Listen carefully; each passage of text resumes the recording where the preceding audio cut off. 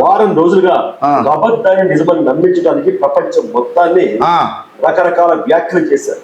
మతాల మధ్య చిచ్చు పెట్టారు, క్రీస్తుని అడ్డం పెట్టుకుని రాజకీయం చేశారు. బట్ ఫైనల్ గా తేలిందేంటి? ప్రవీణ్ గారిని హిందువులు చంపేశారు, ప్రవీణ్ గారిని మర్డర్ చేశారు. కాదు, పాస్టర్ ప్రవీణ్ గారు రోడ్డు ప్రమాదంలో చనిపోయారు. నిన్ను చెప్పు తీసుకొని పనులు రాలగొట్టాలి. మేము చంపేశారని చెప్పలేదు, కానీ నువ్వు చనిపోయాడు, తాగి చనిపోయాడు అని చెప్తా ఉన్నావు.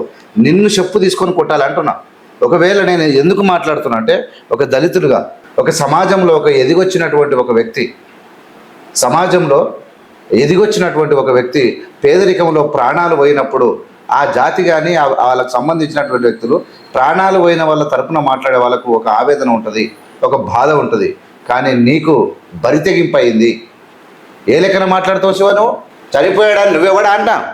Who are you to declare? మెల్లగా శుద్ధపూస లేకొచ్చి మరో నేత్రం, నీది ఏం నేత్రమా? ఏడుంది నీ నేత్రం?